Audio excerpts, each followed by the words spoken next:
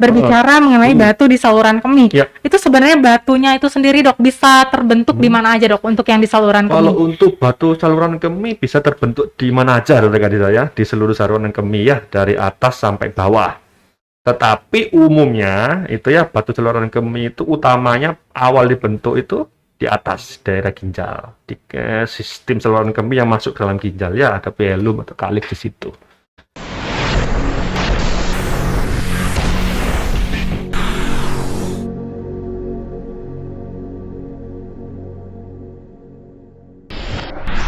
Ini saya ucapkan terima kasih banyak dok ya sudah bersedia untuk hadir pada siang hari ini. Saya Baik. juga udah semangat ya tadi ya, karena kebetulan kemarin sama siapa? Warga desa itu bikin saya semangat ya. Oke,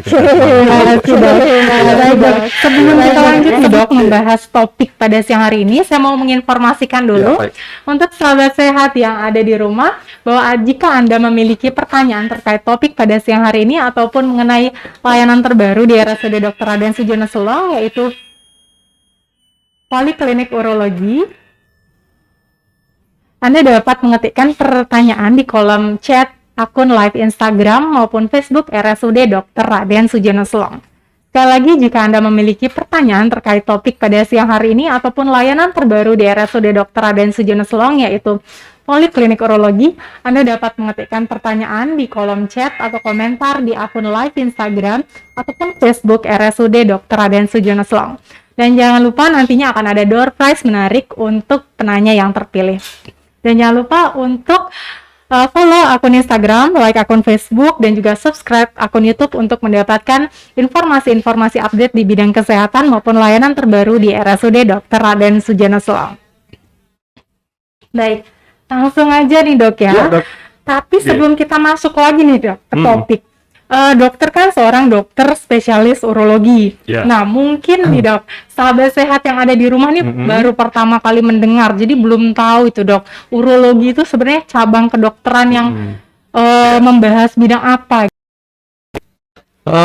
Mohon izin ya, saya perkenalkan lagi ya, nama saya Samudra Widakdo Arifin, ya panggil Dr. Samudra saja. Di sini saya sebagai spesialis urologi ya.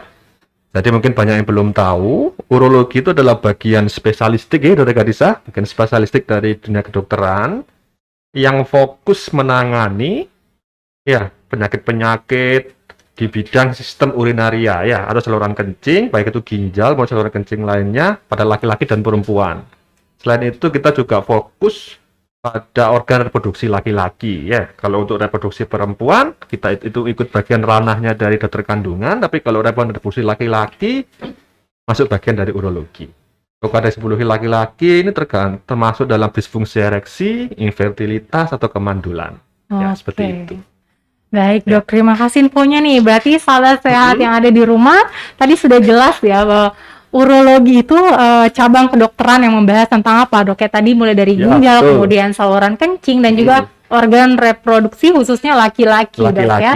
Jadi mungkin jika ada keluhan tuh bisa datang dok ya ke Poliklinik Urologi.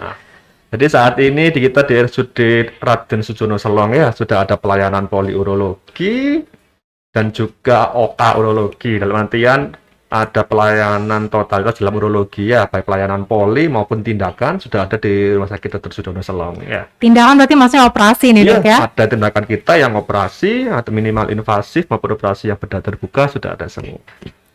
Jadi pasien-pasien kita di urologi itu paling banyak memang batu ya, yang batu, ginjal, prostat, tapi juga kita tidak menutup kemungkinan untuk yang butuh konsultasi di bidang infertilitas, di bidang reproduksi laki-laki, silakan ke pelayanan kami ya. Iya, silakan. Karena sekarang di Kabupaten Lombok Timur sudah ada dok ya, dokter spesialis urologinya dan datang di Poliklinik Urologi RSUD Dr. Raden Sujono Selong. Baik, sahabat sehat. Ini dok, sebelum kita bahas mengenai spesifik nih dok ya penyakit saluran kemih yang dapat mengganggu fungsi ginjal, mungkin perlu ditahu juga nih dok sama sahabat sehat yang ada di rumah, ginjal itu sebenarnya organ apa dok, dan fungsi ginjal itu sendiri apa? Jadi memang ada hari khusus ya setiap tanggal 10 Maret itu dunia memperingati Hari Ginjal Sedunia. Kenapa kok diperingati Hari Ginjal ya? Karena memang ginjal itu organ yang paling penting, salah satu organ yang paling penting di tubuh kita ya. Ginjal ada dua. kanan dan kiri. Ya, setiap manusia jika terlahir normal itu punya 2 ginjal. Kecuali yang beberapa kasus ya itu jarang sekali cuma punya 1 ginjal. Ginjal ini berfungsi sebagai fungsi filtrasi sebenarnya Dr. Gadisa. Fungsi filtrasi yaitu menyaring kelebihan air ya di dalam tubuh, disaring, kemudian membuang zat-zat yang tidak dibutuhkan lagi, kemudian membuang sisa-sisa metabolisme.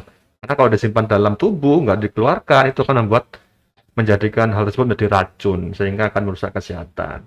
Dan fungsi dari ginjal adalah seperti itu, menyaring semua yang tidak dibutuhkan, kelebihan air, kelebihan zat-zat toksik, zat sisa metabolisme dikeluarkan menjadi bentuk urin atau dikencing. Kemudian ada fungsi lain dari ginjal itu sebagai fungsi hormonal juga. Itu ya. Tapi yang paling utama adalah fungsi filtrasi. Filtrasi berarti penting sekali nih Penting dok sekali ya untuk fungsi ginjal itu. ginjal ini karena Ya. kalau misalkan ginjalnya ada gangguan berarti nggak bisa dibersihkan dok ya Bisa istilahnya kata. dibersihkan. Jadi walaupun organ lain normal ya, jadi ginjal bermasalah, ada gangguan dalam kencing, pasti akan berefek ke organ lain ya, seperti jantung dan hepat ya, dan atau liver ya. Jadi memang ginjal itu memang salah satu organ yang paling penting. Jadi Seperti emang itu, Dok. fungsinya sangat penting Itu dok sangat ya. penting, makanya kita Ginjal. ada hari sendiri memperingati Ada hari hari ini sendiri. ya, tanggal 10 pas. Bagus tanggalnya tanggal 10 Maret. Baik dok. Nah selama ini kita familiar dok ya kalau di masyarakat itu sering dengar istilah gagal ginjal. Iya, Nah itu gagal ginjal itu kondisi yang seperti apa Ya, dok? di sini tadi fungsi utama dari ginjal kan menyaring ya, menyaring semua kelebihan zat toksik, sisa metabolisme ke dalam tubuh ya. Gagal ginjal itu adalah definisinya, kalau kita pakai bahasa awam adalah ketidakmampuan ginjal untuk melakukan fungsinya, seperti itu dok. Jadi ginjal yang harusnya membuang kelebihan air, tidak bisa dibuang, karena ginjal itu tidak berfungsi. Membuang zat-zat metabolisme, zat-zat racun yang harus dibuang, tidak bisa dibuang. Akibatnya apa? Tubuh tidak sehat, jantung terganggu, level terganggu, dan itu akan sangat mengganggu kesehatan kita ya. Dan mungkin dapat berakibat fatal untuk keluarga tangan seterusnya. Lah, gagal ginjal ini memang salah satu penyebabnya. Ada 2 ya, gagal ginjal kronis sama gagal ginjal yang akut. Dari saya kalau yang kronis itu lama, lebih dari 3 bulan, dan tangannya akan jadi kronis. Tapi kalau akut itu cepat ya, kurang 3 hari, kurang dari 2 minggu ya. Semua penyebab gagal ginjal ini ada beberapa macam. Ya ada apa aja itu dok Ya, penyebabnya? dari apa aja. Ada faktor-faktor dari prerenal ya, ada mungkin dari organ lain yang gagal ginjal seperti liver atau jantung ya yang bermasalah itu akan beromplikasi pada gagal ginjal. Kemudian masalah di ginjalnya sendiri ya, infeksi ya, kemudian penyakit-penyakit diabetes, hipertensi itu merusak fungsi ginjal. Bisa. Kemudian ada faktor-faktor postrenal ya, ini merupakan ranah saya juga ya di bidang urologi karena kita lebih utama menangani salurannya. Jadi postrenal, dari saluran itu dari saluran dalam ginjal, saluran kencing atas, kemudian kandung kemih, sama saluran kencing bawah ya. Ini ada sumbatan di situ akan menyebabkan gagal ginjal juga. Ya, karena akan sumbatan-sumbatan yang tidak bisa ditangani, yang tidak diobati, itu akan merusak ginjal makin lama, kemudian akan menyebabkan gagal ginjal. Nah, penyebab sumbatan paling seringnya apa? Jadi kita bahas ya. Ini adalah batu saluran kemih. Ya, ini memang berarti penyebab. Tadi kan ada beberapa penyebab dok ya. Untuk penyebab postrenal, mungkin istilahnya kita sebutnya postrenal atau ya betul. Postrenal atau mungkin istilah awamnya anatomi penyebab di saluran kemihnya ya. Di saluran kemih sesuai kemihnya, topik ya. kita pada Ya, siang hari ini kita dok tulis ya. ini, ya. Jadi penyebab terbanyaknya nih dok. Tadi sudah disebutkan batu dok ya. Batu ya. Kenapa batu itu bisa menyebabkan gagal ginjal dok? Karena memang kita Indonesia ya dengan berpulau-pulau kondisinya seperti ini, banyak pegunungan ya. Jadi kita di negeri Indonesia ini terutama beberapa daerah itu ada istilahnya sabuk batu atau stone belt ya. Jadi di beberapa daerah terutama pegunungan itu emang kadar kalsium dalam air minum lebih tinggi ya.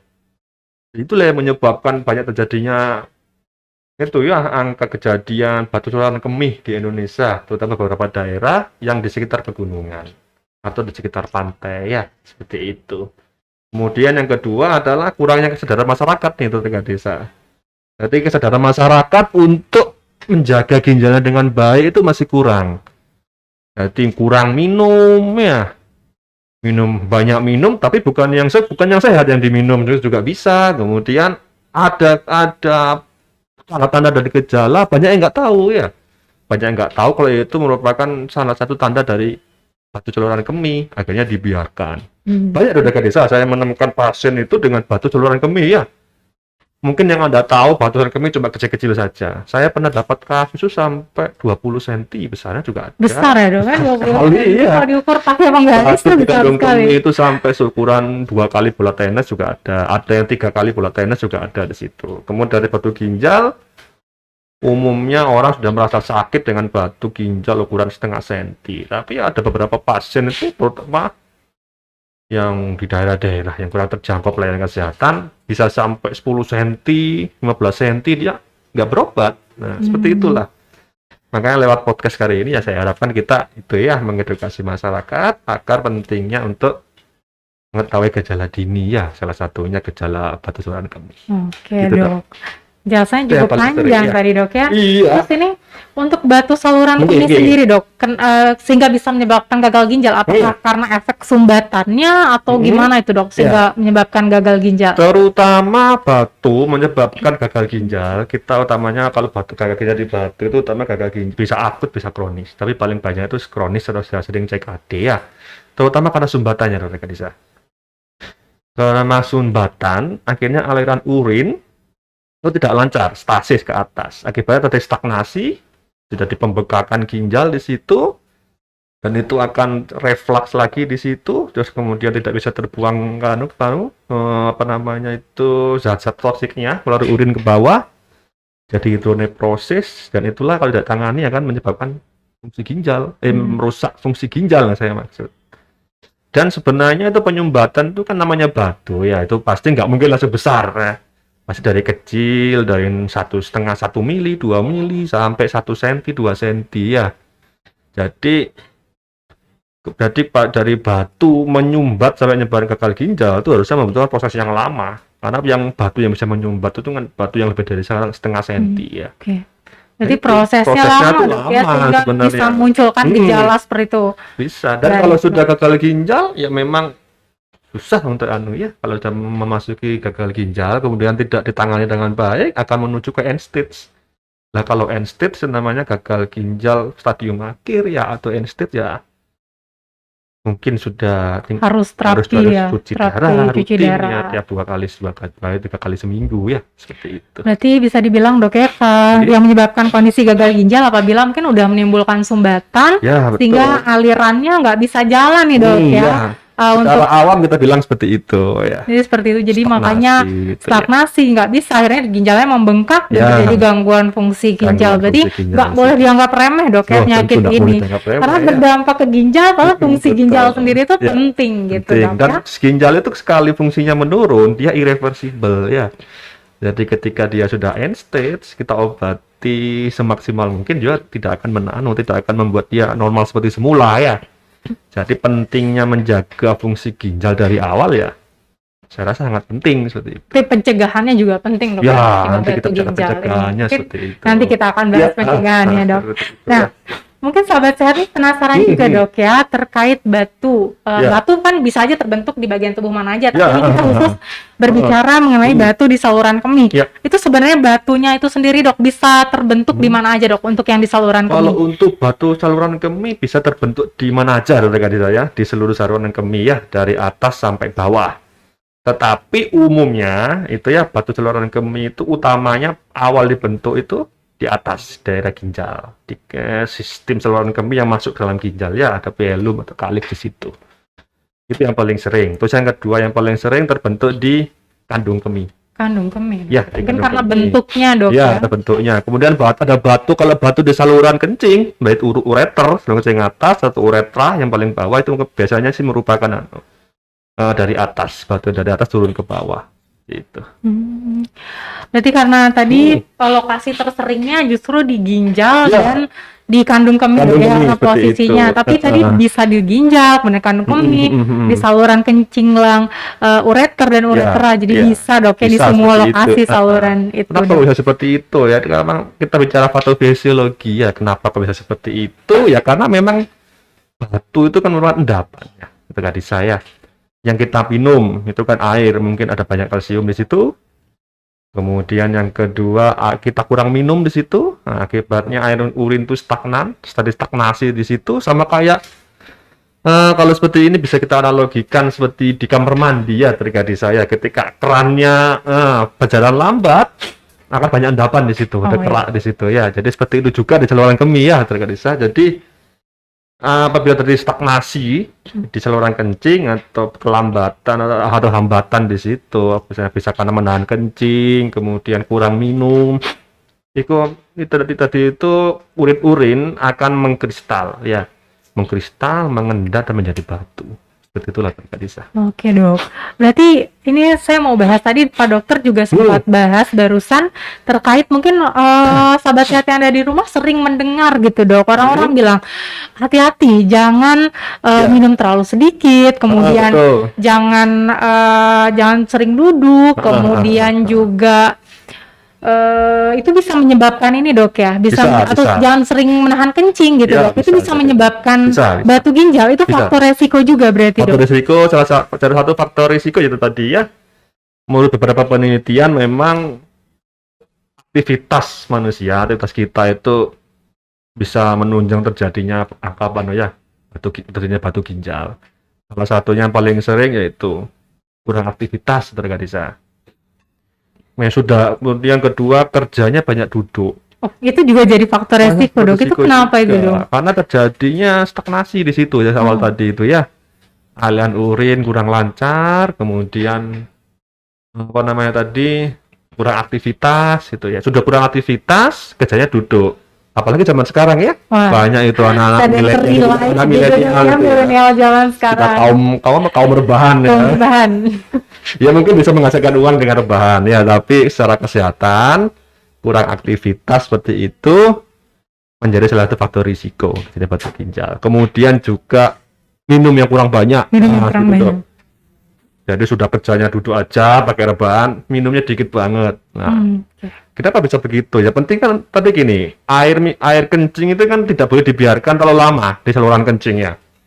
Harus selalu cepat-cepat dikeluarkan. Kalau enggak, dia akan mengkristal jadi batu. Itu tadi. Makanya harus aktivitas pertama. Kemudian kalau kerjanya banyak duduk ya sesekali ya berapa jam jalan kaki mana-mana gitu ya, agar terjadi aktivitas di situ, ada lawan gravitasi, kita turun ke bawah ya. Nah, kemudian mana tadi ya? Oh ya, banyak minum juga.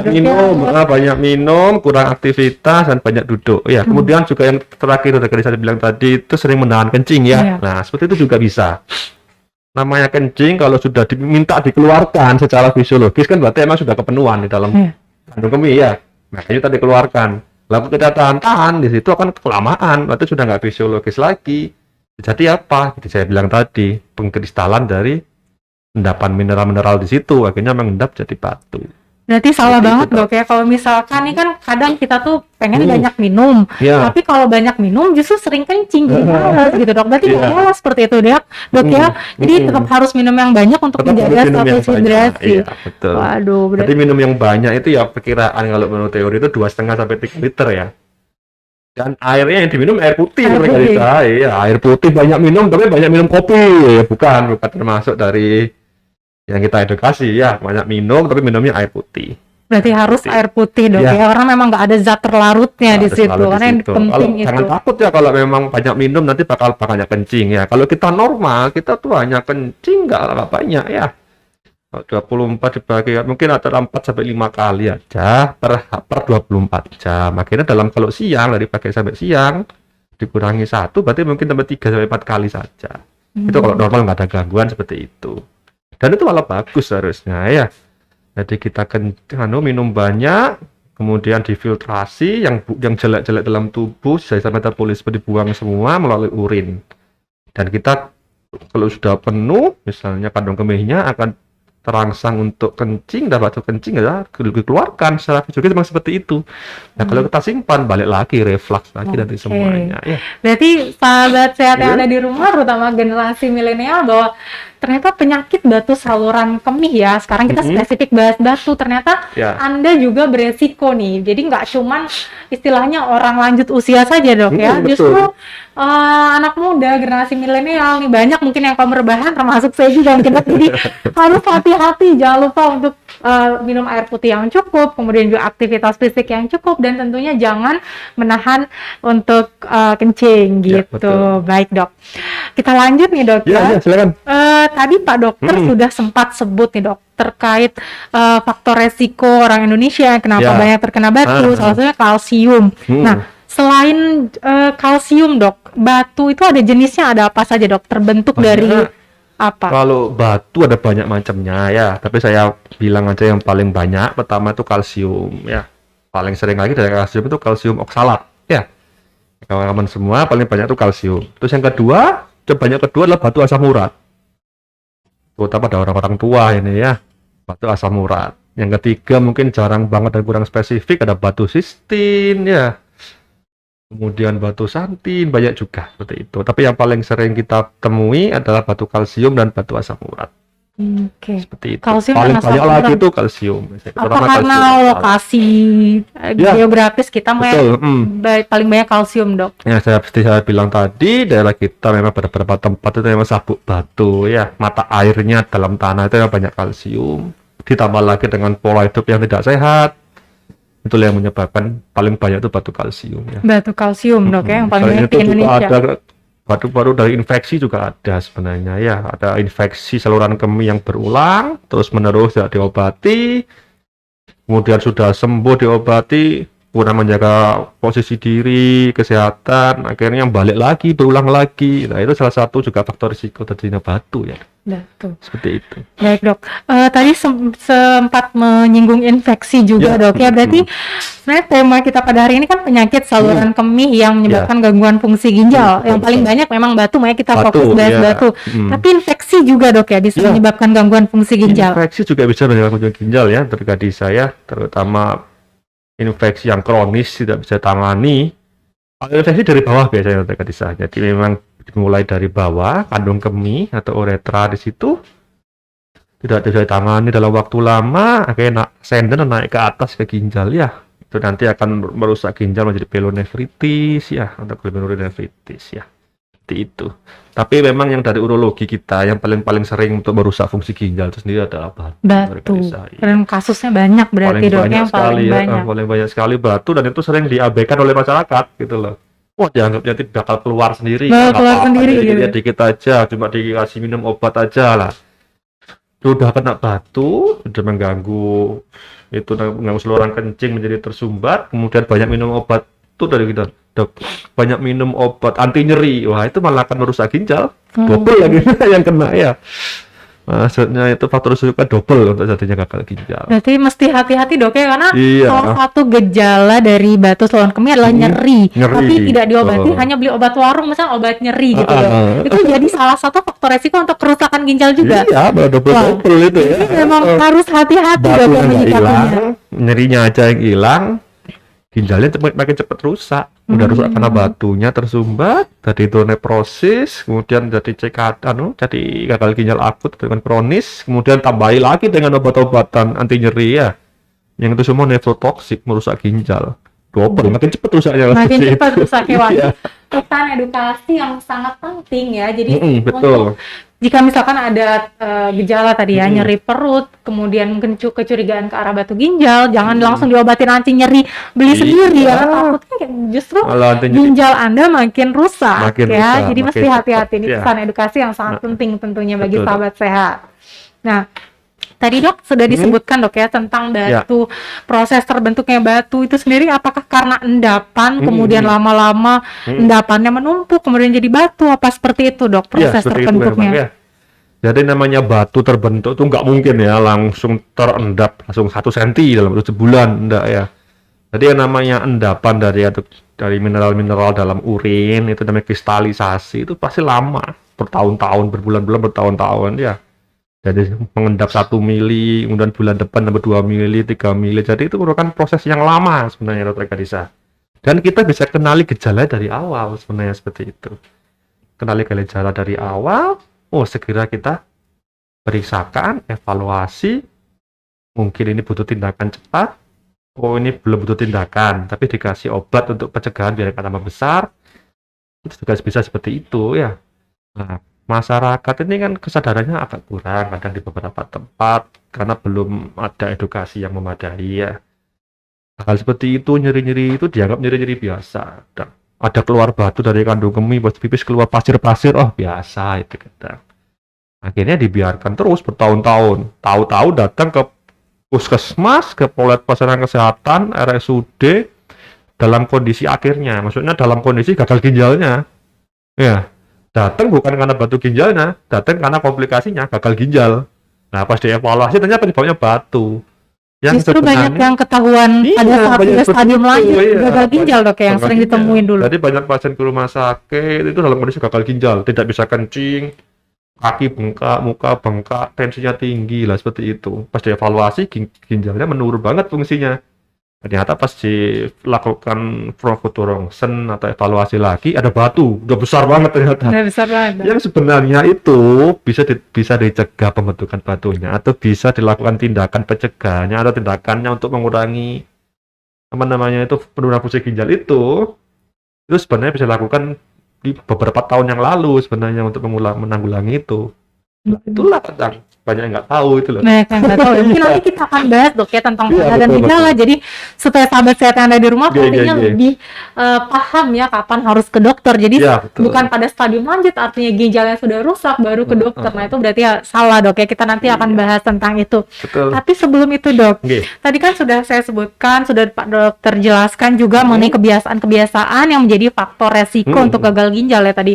Kurang minum, kurang aktivitas, menahan kencing. Ada lagi nggak dok faktor resiko yang lain? Tadi kan dijelaskan ada beberapa jenis batu, asam urat juga ada. Berarti selain kebiasaan, ada faktor makanan juga dok ya yang berpengaruh di situ. Apa yang kita juga konsumsi? berpengaruh yang saya bilang tadi itu asupan makanan ya. Yang banyak kalsium juga bisa, kemudian banyak asam uratnya juga bisa karena salah satu penyebab batu ginjal adalah batu asam uratnya yang paling sering. Kedua, terus ada beberapa memang dengan beberapa orang memang ada kelainan genetik ya, memang kelainan itu emang agak susah kalau yang seperti itu. Ada gangguan anatominya saja, gangguan dari apa namanya bentuk ginjalnya, bentuk saluran kemihnya, itu juga faktor risiko tentunya batu saluran kemih. Kemudian ada gangguan metabolisme kalsium bisa, gangguan kelenjar paratiroid juga bisa menyebabkan ya terjadinya batu saluran kemih. Kalau hal seperti itu biasanya mulai anak-anak udah ketahuan. Kemudian kalau pada dewasa biasanya tidak ada masalah apa-apa ya. Terutama batu saluran kemih pada dewasa itu kebanyakan pengaruh itu aja. Pola hidup, pola makan dan minum, kemudian yang kedua adalah kurangnya aktivitas sama kurang pengen minum. Seperti itu. Kemudian pola hidup kalau saya bilang ya. Pola hidup. Iya, kalau dok, udah ya. dewasa itu lebih banyak karena pola hidup. Baik itu pola hidup mulai makan dan minum maupun aktivitas sehari-hari. Seperti itu, Dok. Berarti pernah nemu pasien anak dok itu yang Pernah, batu pernah. ginjal? Saya pernah pasien 1 tahun, ya sudah ada batu juga pernah. 1 tahun itu sudah ada batu 2 cm di ginjal, itu juga pernah. Pasien 6 bulan sudah ada batu juga pernah. Itu karena berarti kalau terlalu muda seperti itu Ya. dok, masih bayi berarti ada kelainan Ya. metabolik atau kelainan Kebanyakan genetik seperti gitu. itu ya. Jadi kalau pada pasien anak-anak dengan adanya batu saluran kemih pada pediatri, kita evaluasi biasanya kita menemukan ada gangguan di situ, gangguan metabolisme yang menurun bisa, atau ada kelainan kongenital di situ dok biasanya dok. Ada kelainan kongenital, misalnya ginjalnya 2 atau saluran kencingnya 2, ureternya double 2 seperti itu. Itu yang bisa menyebabkan pada anak-anak. Kalau yang dewasa sih banyak kan normal anatominya. Cuma karena perilaku aja. Pola hidup saya bilang, pola hidup kalau pada dewasa ya. Terus yang paling banyak juga pada laki-laki dok ya bisa. Iya, Ini yang pada menarik, laki-laki ya. dok, kenapa nih Iya, pada laki-laki yang memang- paling banyak? Memang ya, kalau saya lihat di pasien-pasien juga sesuai teori juga paling banyak itu laki-laki daripada perempuan untuk batu saluran kemih ya. Jadi pasien saya itu laki-laki, kalau nggak prostat ya batu saluran kemih, biasanya seperti itu. Karena apa ya? Karena saluran kemih di laki-laki itu udah lebih panjang daripada perempuan. Ya, maksud saya itu uretranya. Ya, kalau pada perempuan uretra itu mungkin pendek saja, 4-5 cm. Jika pada laki-laki itu bisa 10-15 cm. Itulah salah satu yang menunjang kenapa pada laki-laki lebih sering terjadinya batu saluran kemih. Berarti karena Gitu. strukturnya Iya, ya. karena Jadi struktur makanya anatomi, jadi lebih bawaan beresiko. lahir, ya bawaan lahir kita sebagai laki-laki memang seperti Ya itu. memang seperti itu, Dok, nggak bisa diubah lagi. Baik, jadi tadi sudah disebutkan Dok ya bahwa ternyata pada anak-anak itu juga beresiko bisa terkena untuk batu saluran kemih. Jadi hati-hati jika memang ada kelainan metabolik betul. Dok ya, harus tetap dipantau bagaimana berkemih anak Anda di rumah, apakah sudah normal atau tidak. Jadi tetap harus dipantau seperti itu Betul. Dok ya. Ini Iya, betul. informasi yang menarik Dok, karena orang-orang taunya ya batu saluran kemih ya untuk orang dewasa saja, jarang Iya. pada anak-anak. Memang jarang, tapi bisa terjadi Iya. Dok ya jika ada Jarang kelainan bisa terjadi. kelainan Iya. metabolik seperti Kita belum itu. bahasnya tadi ya gejala ya. Oh iya, sekarang kita bahas ini Dok, Ah. karena tadi seperti yang Pak Dokter bilang, justru datangnya itu ketika sudah gangguan Betul. fungsi ginjal tahap kronis. Mm-mm. Ya mau nggak mau berarti harus HD. Nah, gimana nih Dok? Ini sangat penting sekali nih edukasi untuk sahabat sehat yang ada di rumah. Apa yang harus kita waspadai, tanda dan gejala apa yang harus kita waspadai sehingga kita harus curiga nih, oh ternyata ada batu saluran kemih. Oh gitu, iya. Dok. Seperti ada bilang tadi ya, sebenarnya batu itu kan dari kecil sampai besar itu bertahun-tahun, tapi banyak kan yang datang tuh malah yang sudah komplikasi. Padahal sebenarnya gejala-gejala dan tandanya itu bisa kita evaluasi dari awal ya, dari tadi saya. Yang paling sering dari gejala-gejala batu saluran kemih itu adalah nyeri, itu kayak bisa. Nyerinya itu nyeri kolik, ya. Nyerinya kolik terutama di daerah pinggang. Jadi nyerinya tidak nyeri di sini yang saya sebut nyeri kolik itu ya pemirsa ya, nyeri kolik itu adalah nyeri yang hilang timbul. Hilang nyerinya saat jadi nyeri misalnya, kemudian nyerinya hilang sendiri tanpa obat atau dengan obat, kemudian timbul lagi, kemudian hilang dengan sendirinya dan timbul lagi ya. Itu disebut nyeri kolik. Nyeri kolik ini terutama di daerah saluran kemih. Kalau daerah saluran kemih itu kalau kita dari topografinya dari tubuh kita itu daerah pinggang ya. Daerah pinggang nyerinya itu khas.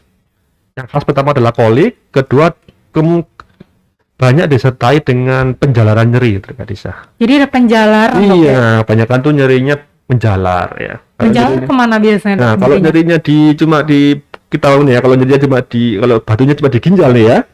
Dalam artian di dalam saluran kemih dalam ginjal di atas itu biasanya jarang menjalar. Nyerinya cuma nyeri kolik di daerah pinggang, itu kanan pak kiri. Kemudian bila batu itu turun atau dia bergerak menuju saluran kemih, kemudian ke atas, itu akan disertai nyeri kolik dengan penjalaran ya. Nah, menjalarnya itu bisa ke pinggang, di situ ke pinggang maksudnya pinggang lebih bawah ya. Kemudian perut bagian depan, kemudian bisa juga ke daerah skrotum atau daerah buah zakar. Paling sering seperti itu. Menjalar ke perut, ke depan sama ke buah zakar. Itu kemungkinan ada batu saluran kemih bagian atas. Jadi batu yang turun dari atas, dia bergerak, ada pergerakan, kemudian menyumbat di situ. Makanya nyeri kolik di situ. Itu khas biasanya, khas untuk batu ya. Makanya kalau teman-teman atau pemirsa semua ada gejala seperti itu, terutama berulang-ulang, harus segera diperiksakan, Diperiksa, kita akan evaluasi, mungkin dengan pemeriksaan fisik, atau pemeriksaan radiologis dengan USG atau foto rongsen ya. Makin kecil ukuran batu yang ditemui, kita akan makin melakukan tindakan makin cepat ya untuk menanggulangi komplikasi lebih lanjut. Itu Selain nyeri Dok, berarti ya, nyerinya khas Dok. Nyerinya khas. Berbeda dengan nyeri perut, kan biasanya orang nyeri perut mungkin masyarakat awam nyebutnya mah gitu Dok. Oh, Jadi berbeda tadi lokasinya berbeda, kemudian jenis nyerinya Dok ya. Untuk nyeri batu ginjal di daerah pinggang gitu Dok ya. Kemudian kalau kadang disertai dengan penjalaran dan nyerinya hilang timbul gitu Dok ya. Nah, hilang timbulnya ini Dok, kenapa Dok ya? Apakah terkait dengan sumbatannya total atau karena dia bisa berpindah gitu Dok? Makanya hilang timbul. Apa dipengaruhi oleh pergerakan? Nyerinya nyeri kolik ya. Nah, nyeri kolik ini sebenarnya kalau kita pelajari lagi bukan cuma di ginjal ya. Nyeri kolik itu ada di semua organ berongga ya ketika di saya. Tapi masing-masing organ berongga itu punya nyeri kolik yang ada nyeri koliknya, tapi kadang ada khasnya masing-masing ya. Kalau pada batu saluran kemih itu nyeri kolik disertai dengan penjalaran tadi itu. Jadi nyeri koliknya ini memang ada pergerakan batu biasanya ya, ada pergerakan batu dia menuju saluran kemih, kemudian saluran kemih itu bergerak dia menggunakan gerakan peristaltik seperti itu. Nah, pada saat dia ada gerakan peristaltik akan timbul nyeri tersebut, nyeri kolik. Kemudian gerakan prostatiknya mereda, nyerinya hilang. Tapi suatu saat lagi pasti akan nyeri lagi setelah beberapa jam. Jadi itu merupakan, kalau kita bilang ya, nyeri kolik itu merupakan mekanisme tubuh sendiri ya untuk mengeluarkan benda asing di situ. Jadi nyeri kolik itu tidak akan hilang sampai batunya keluar. Sampai Iya, tindakannya hilang gitu. tindakannya hilang. Karena itu mekanisme tubuh sendiri untuk mengeluarkan, Dok, betul. ya. Jadi mekanisme tubuh sendiri itu mengeluarkan batu di salurannya sendiri itu. Jadi selama batunya ada di situ, sumbatan di situ, akan kolik terus dia. Nah, saya heran kalau ada nyeri kolik dan pasien berbulan-bulan tidak periksa itu. Iya, berarti ada Kuat sekali ya. kuat Ketika kita sekali, tanya ya. ternyata pada saat kolik nyeri dia minum anti nyeri. yang justru berbahaya untuk Yang justru ginjal. malah berbahaya. Berarti kalau nyeri koliknya udah 2 bulan, berarti dia udah 2 bulan minum anti nyeri. Anti Wah, nyeri nih. kalau yang seperti itu kita waspada juga ya, apakah ini sudah merusak fungsi ginjal atau belum. Ya, seperti itu. Baik, Dok. Tadi sudah disebutkan nyeri abdomen, nyeri kolik seperti itu, Dok, ya. Ya. Selain nyeri, Dok, apa yang harus kita banyak lagi. waspadai, Dok? Berarti selain tadi batu kami itu selain nyeri kolik ada lagi. Biasanya ada gangguan kencing biasanya, nyeri saat kencing, terutama bila batunya ada di bawah, dari saya, daerah kandung kemih atau di uretra. Itu nyeri kulitnya jarang biasanya, atau bahkan nggak ada. Yang ada itu malah gangguan saat kencing. Bisa awal kencing, selama kencing, atau akhir, tergantung letak batunya. Kemudian yang ketiga ada kencing darah atau yang itu hematuria. Itu juga sering terjadi pada itu. Itu kencing darahnya kenapa, Dok? Karena ada goresan, Iya, karena batunya ada ada gosok kencing dari darah. batunya tuh Disa. Jadi batunya sudah melukai saluran kemih atau kandung kemih atau uretra. Itu jangan timbul itu tadi ya, hematuria atau kencing darah. Kemudian bila tidak diobati lagi akan muncul banyak komplikasi. Jadi selain gejala-gejala tadi, bisa juga kita tahu ya gejala yang ada itu merupakan gejala komplikasi dari Disa. Gejala komplikasi itu biasanya pasien demam yang timbul, atau suka ISK berulang, maksudnya infeksi saluran kencing berulang. Wah, kalau ada demam berulang, ada ISK berulang, wah kita harus juga ini mungkin ada batu saluran kemih juga yang belum tertangani seperti itu ya. Kemudian juga ada tidak jarang pasien datang dengan komplikasinya ya. Sesak napas misalnya. Sesak napas, Dok. Itu komplikasinya berarti dari gagal ginjalnya. dari gagal ginjal, Iya. Dok. Berarti Jadi nggak pasien- bisa disepelekan, Dok, Nggak ya. bisa Karena disepelekan, ya, komplikasinya bukan cuma di saluran kemih itu, tapi udah sistemik atau seluruh tubuh Betul. seperti Jadi itu, banyak Dok, ya. pasien datang dengan sesak napas, sesek, kakinya bengkak, seperti itu ya, tensinya tinggi. Nah, ternyata itu ternyata ini gangguan fungsi ginjal ya, gagal ginjal. Tapi ternyata pas dievaluasi kita ya ada batunya. Waktu ditanya pernah nggak Bu sering sakit nyeri kolik dulu, nyeri pinggang atau nyeri yang menjalar, kemudian nyeri saat kencing, ada Dok. Kapan itu? Sudah 5 tahun yang lalu lah. Lama bisa survive, Dok, ya, sampai Iya. selama itu 5 tahun. Nggak berobat, hilang timbul Dok nyerinya. Oh ya harus berobat Bu. Iya Dok, soalnya kalau saya nyeri, saya minum obat anti nyeri, makanya saya nggak mau berobat lagi. Lah itu sebenarnya paradigma yang salah ya. Karena ya udah kalau kita jatuh dalam kondisi komplikasi gagal ginjal seperti itu, wah udah terlambat sekali gitu loh kayak kita bilang. Gitu. Walaupun batunya diambil, dioperasi, ginjal sudah nggak ada batunya lagi, tetap fungsi ginjal yang turun tuh nggak bisa kembali. Sudah telat berarti, Sudah Dok, telat ya. jauh. Meskipun batunya hilang, komplikasinya nggak bisa hilang, Nggak Dok, ya. bisa hilang. Karena sudah bersifat permanen, apalagi ke ginjal, Dok, ya. Betul. Tapi kadang banyak itu sudah batunya diambil, nah sudah tetap cuci darah, maksudnya seperti itu. Tetap membutuhkan cuci darah 2-3 kali seminggu. Karena saya bilang tadi udah terlambat semua. Nah, terlambat. Baik, sahabat Makanya sehat. seperti itu harus penting juga kita mengenali seperti Iya, itu. mengenali. Jadi tadi sudah disebutkan ya bahwa tanda dan gejalanya seperti apa. Jadi ada nyeri kolik, kemudian tadi kencing bercampur darah, dan juga nyeri saat kencing. Kadang bisa campur kencing berpasir juga, Iya, Dok, ya, ada betul, iya. salah satu tanda gejalanya. Kencing berpasir salah satu gejalanya ya. Kalau kencing berpasir berarti batunya udah gede, berarti seperti Berarti itu. udah besar, Dok, ya. Sehingga rontokan-rontokannya, pasir-pasirnya itu keluar ya. Seperti itu sudah terjadi. Nah, berarti Dan kemudian batu saluran kemih itu juga sering berulang terhadap desa. Jadi orang dengan penyakit batu saluran kemih, kita obati, kita tindakan, masih ada kemungkinan. wah, kenapa itu, Dok? Kenapa dia 10% berulang? dalam 4-3 tahunnya akan kembali lagi menjadi batu ginjal lagi ya. Karena memang kebanyakan batu itu selain dipengaruhi oleh pola hidup tadi, saya bilang juga ada kecenderungan dari penelitian loh ya ini ya, ada kecenderungan memang ada gangguan metabolisme sendiri dari orangnya ya.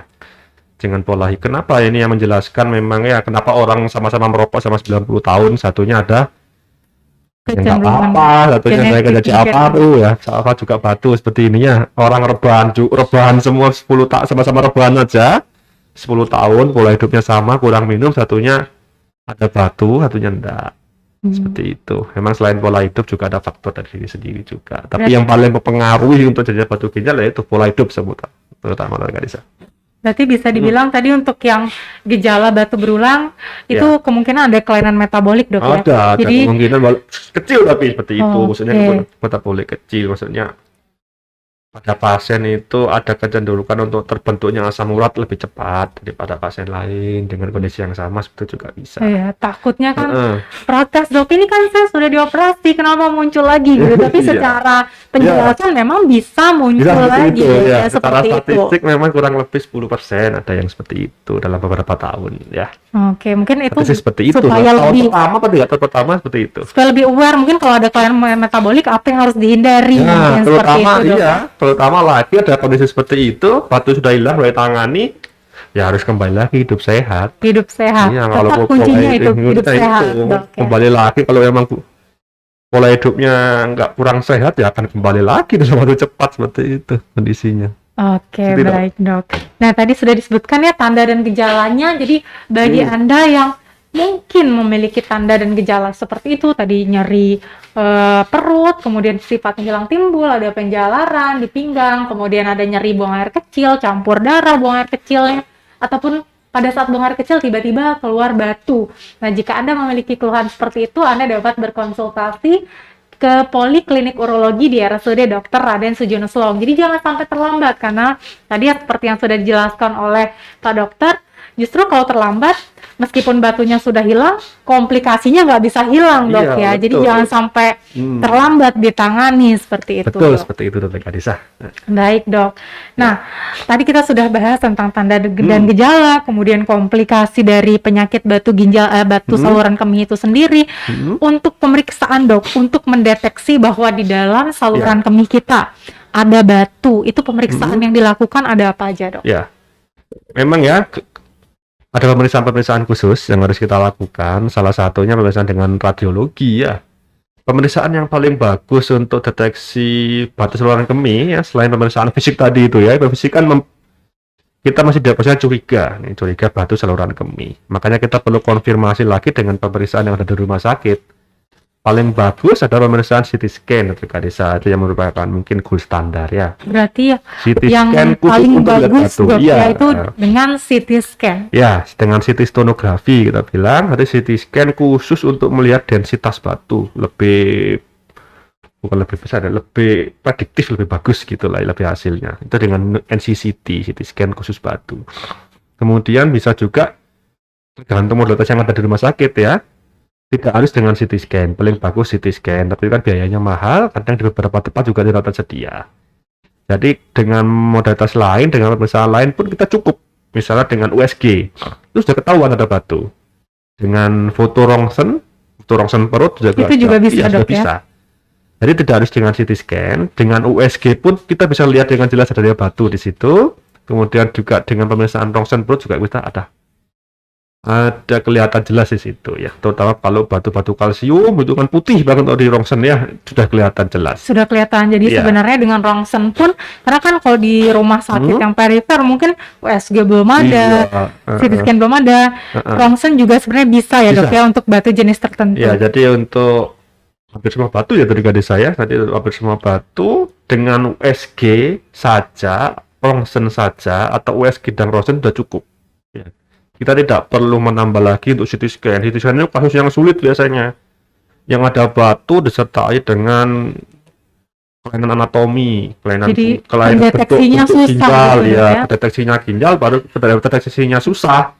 Baru kita akan melakukan CT scan. Tapi kalau dengan USG sudah kelihatan ada batu, dengan foto rongsen sudah kelihatan ada batu, ya langsung kita tangani ya. Kalau kecil kita bisa kasih obat, kalau besar mungkin perlu tindakan. Oke. Seperti itu dari Kadisa. Berarti Jadi nggak kalau- usah membuang-buang waktu lagi untuk urusan yang lebih spesifik lebih tadi yang nggak spesifik perlu lagi. Kalau CT pemeriksaan scan ya. yang sederhana udah bisa menentukan batu atau bukan. Oke. Itu dok. Kalau pemeriksaan tadi kita istilahnya nyebutnya pemeriksaan imaging dok. Iya betul. Itu bisa imaging. menentukan jenis batunya nggak dok? Atau cuma lihat oh ada batu saja? Kalau pemeriksaan imaging radiologi pencitraan tidak bisa Dr. Kaisa. Itu hanya bisa mendeteksi itu batu saja, lokasinya terutama di mana, ukurannya kira-kira berapa. Gitu. Kalau untuk menentukan ini jenis batu apa, batu kalsium oksalat, atau kalsium urat, kemudian batu asam urat, ya, batu apa lagi ya, batu strofit, batu sistem itu dari pemeriksaan analisa batu. Jadi dari batunya dilakukan tindakan, batunya kita periksa di lab, baru ketahuan ini batu jenis apa. Dan batu jenis apa ini akan menentukan nanti setelah dia selesai menjalani tindakan, pencegahannya gimana. Oh, batu asam urat, berarti pasalnya harus mengurangi banyak asam urat. Itu batu kalsium, berarti air minumnya yang harus dianalisa ya. Dianalisa, harusnya nggak boleh minum yang banyak kalsiumnya, seperti itu. Berarti penting dok ya untuk menganalisa jenis batu penting untuk mencegah kekambuhan. Ya, penyakit kambuhan berulang dari pasien tersebut penting dari Karisa. Oke dok. Terus dok, ini saya penasaran dok. Kalau misalkan untuk pemeriksaan imaging sendiri, apakah batu terkecil pun dapat dilihat dok? Atau harus ada ukuran minimal berapa dok baru bisa kelihatan? Bisa. Dari USG, semua bisa dari Karisa. Dari USG tergantung ya, USG sama USG urologi ya, atau pemeriksaan foto rongsen, foto polos tergantung operatornya ya, dan tergantung dokternya masing-masing untuk interpretasi. Bisa itu kita batu ukuran 0,4 cm, 0,4 mili, yang batu 4 mili kelihatan dokter. Itu kelihatan ya. Kalau dari CT dari USG dan itu 0,5 mili kelihatan. Tapi kalau dari CT scan kita jauh lebih akurat. Jadi pasien dengan batu 1 mili pun bisa kita lihat, 2 mili pun bisa kita lihat dari CT scan. Kalau untuk batu besar ya seberapa pun bisa kelihatan ya. Kalau pakai CT scan kita bisa lihat sampai kecil mungkin. Tapi kalau dengan USG 0,4 mili pun bisa kita lihat. Tapi 0,4 mili ke atas itu sudah harus membutuhkan tindakan soalnya ya. Berarti tergantung tadi modalitasnya, cuma bisa terlihat dok ya meskipun kecil. Bisa benar-benar kecil. Bisa. Jadi supaya cepat ditangani seperti itu dok ya. Jadi kita nanti ada pasien datang dengan gejala tertentu mengarah ke batu ginjal, kita evaluasi, dengan USG udah ketahuan 0,4 mili ya sudah kita langsung tindakan, baik dengan tindakan obat atau dengan tindakan yang lain seperti itu. Oke, sebelum kita lanjut dok ke pengobatan, mungkin ini penting juga dok kita bahas selain sebagai edukasi juga dok ya, pencegahan nih dok kan pastinya mungkin banyak nih yang nggak mau terkena batu saluran kemih gitu dok ya, sahabat sehat yang ada di rumah. Gimana dok cara pencegahannya? Mungkin tadi Pak Dokter sudah sebutkan ya faktor resikonya makanan, aktivitas fisik. Berarti yang harus dilakukan apa dok? Baik. Salah satu pencegahan dari terjadinya batu saluran kemih sama aja kayak kita pencegahan untuk terjadinya gagal ginjal, yang lain juga sama hampir mirip ya. Jadi intinya itu adalah perilaku hidup sehat untuk itu ya. Itu membuat ginjal kita sehat. Yang pertama adalah kita minum air yang cukup ya. Pertama saya sampaikan ya ke teman-teman semua, kita minum air yang cukup. Pertama ya, minum air yang cukup itu 2,5 sampai 3 liter. Tapi juga harus lihat kondisi juga ini ya. Kalau pasien dengan penyakit tertentu dari fungsi lab sudah didapatkan turunan fungsi ginjal, ini harus segera konsultasi dengan dokter penyakit dalam. Ada dokter terkait untuk air minumnya, beda soalnya. Tapi kalau kondisi sehat, kita untuk pencegahannya minum air harus banyak, 2,5 sampai 3 liter per 24 jam. Nggak harus digelonggong dalam satu kali minum langsung 2 liter, enggak kalau kayak gitu perutnya. Kayak gitu sama aja, malah bikin sakit. Maksudnya dalam 24 jam harus mencapai 2,5 kalau bisa. Itu harus ya bertahan sekali minum 200 cc, 300 cc sampai 24 jam seperti itu. Terus yang kedua ya diminum air putih ya. Banyak minum, tapi yang diminum itu Coca-Cola, Sprite, kopi, sama aja ya. Jadi yang diminum harus air yang pH-nya netral ya, air yang pH-nya netral, dalam artian pH netral ya air putih biasa. Ya, kalau pH-nya asam atau basa akan membuat malah meninggal batu ginjal ya. Kemudian yang ketiga, aktivitas. Ya. Ada yang direkomendasikan nggak dok? Aktivitas fisiknya? Kalau dari saya memang untuk mencegah stagnasi atau pembentukan batu, Itu aktivitas yang banyak jalan tuh Kak Disa, biasanya ya. Aktif kan batu itu akan turun sesuai arah gravitasi dari atas ke bawah.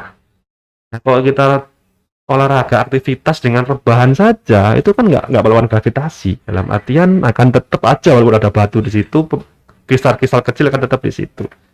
Jadi yang saya rekomendasikan adalah yang banyak berjalan oleh vegetasi. Paling simpel adalah jalan kaki biasa. Kemudian bisa naik turun tangga, ya. Kemudian kalau mau lebih lagi dengan lari, jogging, ya, naik gunung boleh ya. Kemudian yang paling bagus lagi sebenarnya yang ada loncat-loncatnya. Biasanya kalau masih mampu loh ya, nggak harus wajib. Nggak Kalau wajib kondisi gitu, Dok, tubuh bagus, baik bisa bola voli, badminton seperti itu ya. Itu saya Oke. rekomendasikan Ini untuk nih, mengurangi pandemi. ini sebagai pesan buat diri saya sendiri juga, Dok. Iya, Ya. betul. Nggak usah terlalu banyak rebahan, Dok. Ya, apapun aktivitasnya yang penting jangan terlalu banyak rebahan. Banyak gitu, Dok, ya. rebahan ya, walaupun minum banyak, makannya sehat-sehat semua, tapi banyak rebahan. Banyak rebahan, jadi faktor resiko juga, Jadi Dok. faktor risiko juga seperti itu. Baik, Itu Dok. Kak Disa. Terus yang ada beberapa lagi nih yang saya sampaikan, kurangi rokok juga tadi. Oh, kurangi rokok. Oh, bisa juga, Dok. Bisa gitu. juga rokok, kemudian alkohol juga seperti itu ya, itu akan membuat asam air kencingnya. Oh, berarti karena kondisi Iya, asam, karena berarti kondisinya. rokok dan alkohol. Wah, Iya. itu salah satu edukasi juga, berarti rokok dan alkohol ya. Iya, seperti Pada itu. sahabat sehat yang masih merokok ya, untuk kurangi rokok. Ya, dikurangi ya pelan-pelan. Baik, Dok, terkait tadi kan sebut mengenai status hidrasi kan tadi 2,5 liter sampai 3 liter, Dok. Kalau misalkan aktivitas fisik banyak mungkin bisa Ya, nambah lagi. Nah, bisa nambah gimana lagi. kita tahu, Dok, status hidrasi kita tuh udah cukup apa Paling dari cepat status hidrasi ya kita lihat dari air kencing kita ya. Berarti bisa dilihat dari Bisa air dilihat seni, saat Dok, kita ya? kebelet kencing itu warnanya seperti apa. Karena urin itu kan normalnya kan kekuning-kuningan tapi agak bening seperti itu ya. Kalau semakin pekat itu akan menunjukkan ada gangguan hidrasi di situ ya. Kita paling gampang dari kencing itu aja. Kita lihat status hidrasi ya. Kalau emang pekat banget kencing, Cepat-cepat minum lagi coba gitu, minum Dok. lagi atau bahkan apa kecoklatan gitu. Wah, Udah parah, Dok, ya dehidrasinya olah sampai coklat seperti itu, Dok, ya. coklat. Padahal kalau seperti itu kita harus cepat minum ya, itu menunjukkan kita kurang hidrasi.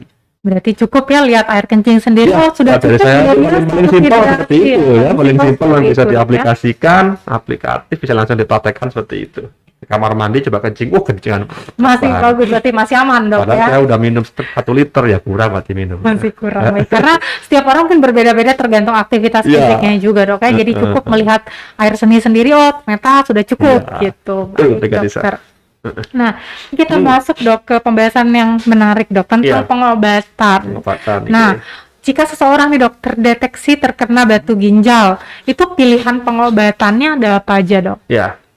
Kita untuk pilihan pengobatan, kita urologi ya, itu menangani masalah batu ginjal secara tuntas. Dalam artian baik itu tindakan operatif, minimal invasif maupun non operatif kita kerjakan ya.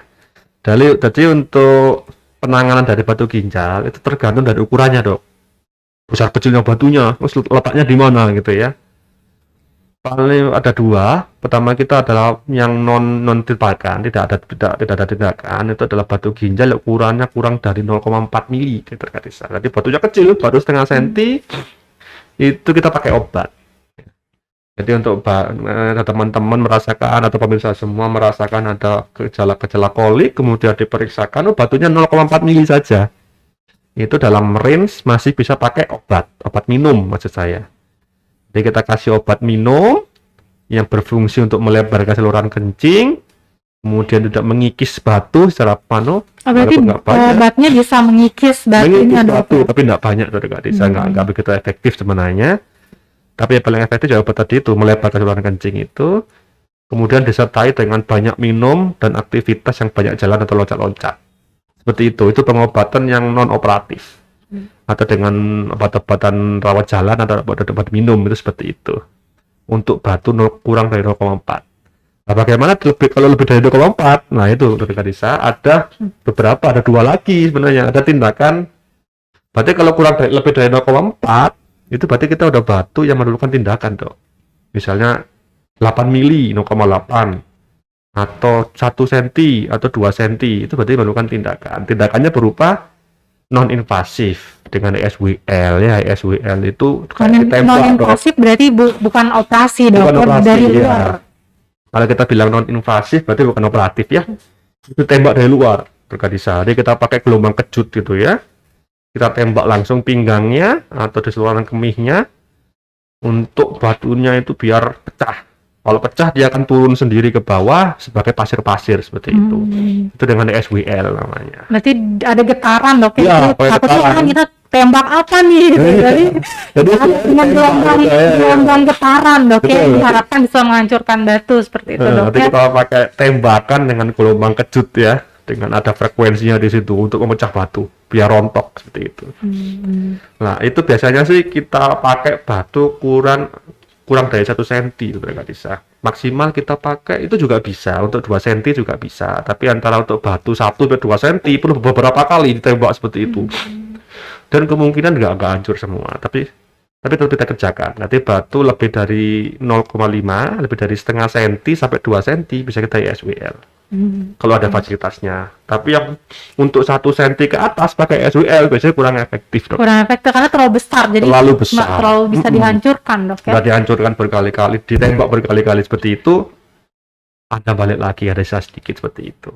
Itu yang non invasif, Dok. Nah, kemudian yang kita prosedur operatif yang ketiga, ini biasanya batu-batu yang lebih dari 1 cm biasanya. Berarti yang besar atau kurang ukurannya, dari Dok. atau lebih dari 0,5 biasanya. 0,5 di saluran kemih biasanya, di saluran kemih atas atau ureter atau uretra itu biasanya 0,5 lebih dari 0,5 biasanya, atau batu di ginjal atau di kandung kemih atau di uretra bisa, biasanya itu lebih dari 1 cm seperti itu. Nah, tindakan operatif kita ada 2 kalau urologi kita memakai tindakan operasi endourologi, nantinya itu operasi tanpa sayatan. Jadi kita orang bilang operasi teropong ya, atau operasi laser seperti itu. Jadi kita masukkan alat tanpa diinvisi ya, tanpa ada sayatan. Jadi kita masukkan alat kita yang berupa teropong, orang-orang kita bilang itu operasi teropong. Kita teropong, kita masukkan ke dalam kandung kemih atau saluran kemih. Berarti dari uretra dok ya masuknya. Iya, uretra, tas uretra prosedurnya terus tembak di situ pakai laser biasanya kita. Terus yang kedua, selain prosedur endourologi, kita juga melakukan prosedur itu bedah terbuka tadi kan. Bedah terbuka berarti yang kayak operasi yang masyarakat mungkin pada sering Ya, operasi yang bedah seperti itu. terbuka ini dok, ya. operasi dengan sayatan. Operasi dengan sayatan. Nah, terutama untuk batu ureter atau saluran kemih yang besar biasanya 1 cm ke atas, yang pakai diteropong nggak bisa. Atau batu ginjal yang besar ukurannya, atau batu kandung kemih yang besar-besar biasanya. Yang tidak bisa kita pakai teropong, baru kita pakai pasti bedah terbuka. Tapi kalau selama batu itu kita pakai teropong masih bisa, kita laser pakai teropong. Jadi kita usahakan penanganannya itu seminimal invasif mungkin seperti itu. Oke, jadi Gitu. untuk modalitas terapinya sendiri ada banyak dok ya, mulai Ada dari banyak, iya. pengobatan tanpa tindakan, kemudian tindakan yang tidak memerlukan tindakan invasif sampai yang invasif dok ya. Iya, Jadi betul. bervariasi tadi tergantung ukuran dan lokasi dok ya. Betul. Nah, mungkin ini perlu diedukasi juga dok. Tadi kan ada yang dengan obat saja dok, itu tidak perlu operasi. Misalkan ukuran batunya kurang dari 0,4 mili dok ya, itu tetap harus obatan seumur hidup atau harus terus dipantau? Obatnya itu dipantau terus. Dipantau terus, Dok. Dipantau. Nanti pasien dengan batu 4 mili ya, kita kasih obat. Biasanya sih kita kasih 7 hari. 7 hari dok. 7 hari. Ternyata batunya belum keluar, kita lanjutkan sampai 1 bulan. Ya, setelah 1 bulan kita evaluasi, biasanya udah hilang seperti Nah, itu ya. berarti Kalau ini, pasiennya Dok, menuruti loh ya, selain obat ada tindakan tadi Iya. itu. Minum air yang banyak sama olahraga. Ya, kalau tetap minum obat tapi rebahan saja, kurang aktivitas, gitu sama saja seperti Oke, itu. berarti ada kata kunci evaluasi. Takutnya nih dok, Ya, evaluasi. orangnya udah tahu ada obatnya apa, beli sendiri nggak evaluasi, itu mungkin yang bahaya dok itu ya. bahaya. Berarti tetap Ya. harus kontrol ke dokter untuk Tetap, lihat tetap. ukuran batunya dok ya. Ya, tetap kita harus kontrol, kita ke poliurologi atau poli bedah atau kesehatan yang lain ya, seperti itu harus dievaluasi. Batunya dikasih obat itu batunya hilang, berkurang ukurannya, tetap atau meningkat seperti itu ya. Kadang ada beberapa pasien juga tergantung jenis batunya pada pasien tersebut ya. Dengan pemberian obat itu tidak ada fungsinya juga seperti itu. Terus juga kadang nggak keluar, kadang udah keluar tapi muncul lagi juga seperti itu ada ya. Kalau emang nanti dengan pengobatan itu ternyata masih ada, bahkan membesar ukuran batunya, ya kita harus melakukan tindakan. Melakukan Cepat. tindakan, nggak Mm-mm. cukup dengan pengobatan aja Juga dok ya. pengobatan, ya. Ada Jadi- tindakan secepat mungkin, karena makin kecil ukuran batu, tindakannya kan makin sederhana. Oke. Kalau batunya terlanjur besar, ya kita harus bedah terbuka, terus itu akan dikhawatirkan sudah komplikasi kalau itu besar seperti itu.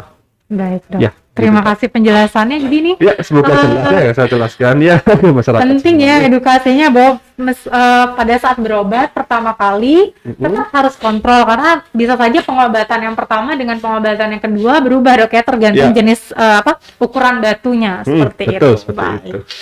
Oke, sahabat sehat, nggak terasa ya kita sudah banyak tadi bahas beberapa topik ya tentang tema podcast kita pada siang hari ini.